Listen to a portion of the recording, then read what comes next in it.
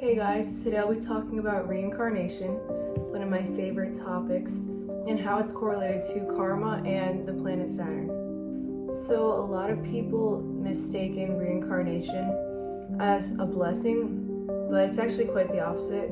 It's more of like a sentence for the soul. If they didn't reach ascension during their lifetime, they have to go back to Saturn. Saturn is like the holding place, and then the cycle repeats in their life. So their soul is reincarnated in a different body but sent back to Earth. Now, if a soul did ascend during a lifetime, it wouldn't go to Saturn, it would go to heaven. Saturn is considered to be like the cosmic jail for souls. And I did more research as to why people came to this conclusion that Saturn is this cosmic jail and reincarnation is not a blessing. And it kind of makes sense. So originally, Saturn wasn't known as a planet, but a god named Kronos. Kronos originated by being cast down from heaven because he tried overthrowing his father and kind of became the god of the earth, firstly. Then he became consumed by fear and started devouring his children whole. He did this because he believed time devours everything, and that's also where he got his nickname, the Devourer.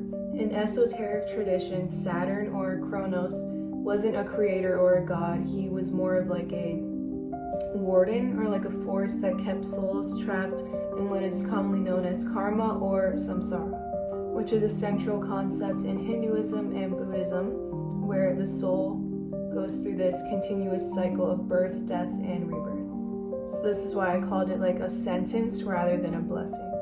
And this is symbolized as a wheel that just keeps spinning like Saturn's ring. So beings become trapped in this cycle when they're repeating the same actions and chasing after the same desires, then manifesting the same experiences, which leads to another death and rebirth.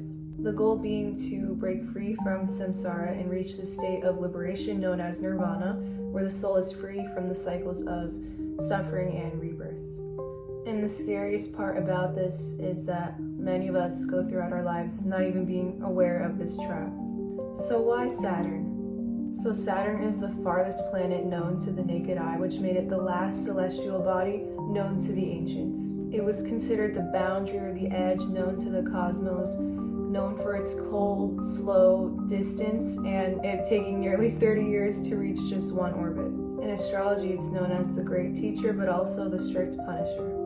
It fosters structure, time, suffering, consequences, and limitation. So it doesn't foster growth, but rather repetition. Saturn is also unique for another reason. At its north pole, there is this massive, perfectly geometric hexagon that stays stable and unchanging for decades.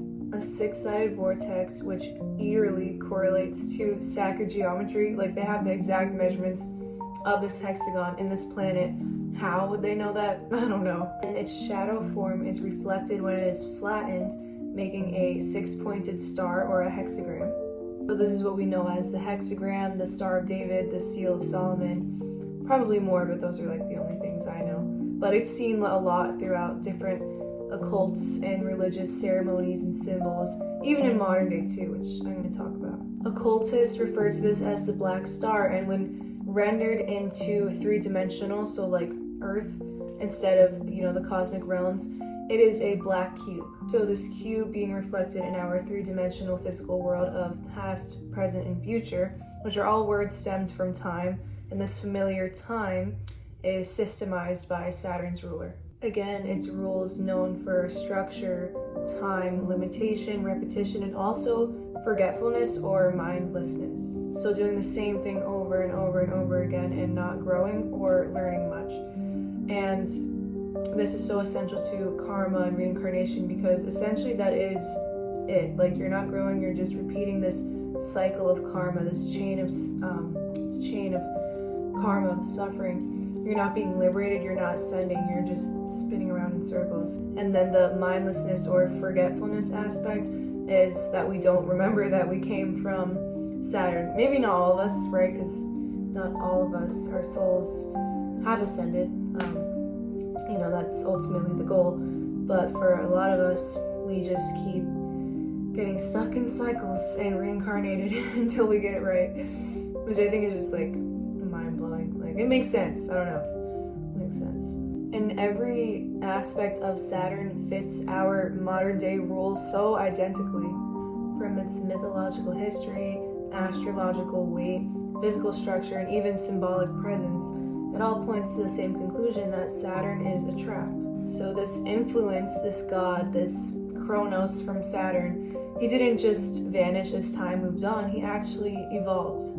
So as he adapted, his influence and his power just became more subtle and disguised into this normal reality. One of the most influential systems of our society, being schools and a lot of workplaces, carry out the same theme of being ritualized, scheduled, followed by restoration of strict order. And a lot of occults, religions, even school systems, correlate with this symbolism of this black cube, which I find kind of creepy. But yeah.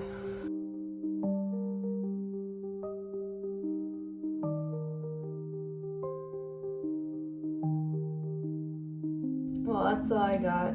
What do you guys think? I want to hear back from some people. I just love learning about ancient history. Like, I feel like there's so much more back then than they offer up now, because they try to hide a lot of things from us. But yeah, I'm gonna just keep finding out more and sharing more. So yeah, okay, bye guys.